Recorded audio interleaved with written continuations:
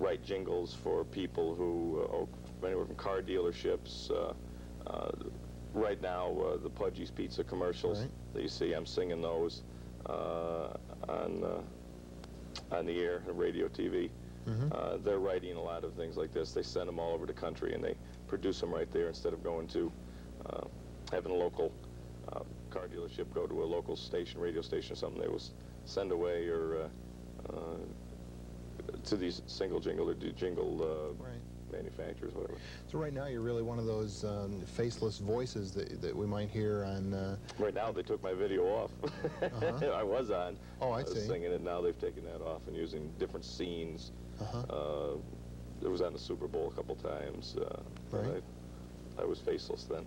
Yeah, that's interesting because so often we hear these commercials and can't connect it to any one local radio personality or television personality, and that's you, at least in one particular case. What about the music industry? What have you found since really getting into it? Is it a tough nut to crack, or what's it all about? Real tough.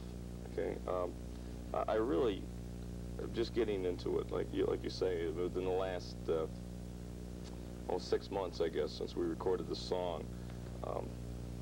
It's really difficult to get your song played. I don't know what the answer is, if it's big record companies have the monopoly, if there's pressure on the local stations. I honestly don't know. It's just very difficult to get a song played unless you have lots of push behind you. I'm too small. We're too small at this time unless someone larger picks us up and says go.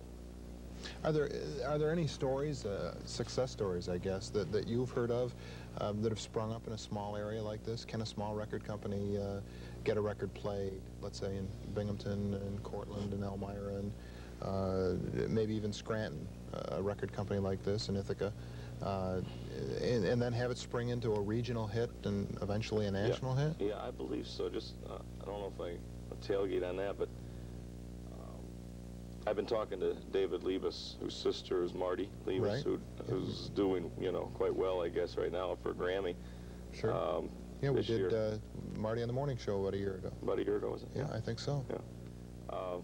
But David gave me some direction as far as what I should do, and one of the things he said, which I did, is try to contact some of the some of the outlying districts, like you mentioned, Corning or Cortland or Elmira or Norwich. So I sent some records and some of the newspaper articles that were in the press here to these various stations, and so far I've only gotten one report back that was good. One report back, and that was from Norwich WCHN. Bill Hall sent me a nice letter back saying it was on their playlist.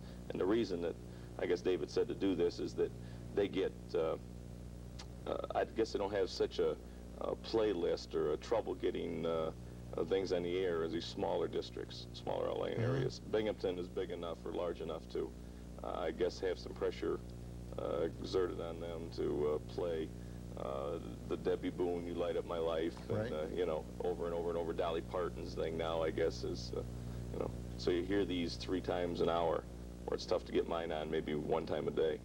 And I have no hard feelings, just that's the way it is, and it's easier, I guess, in the outlying districts.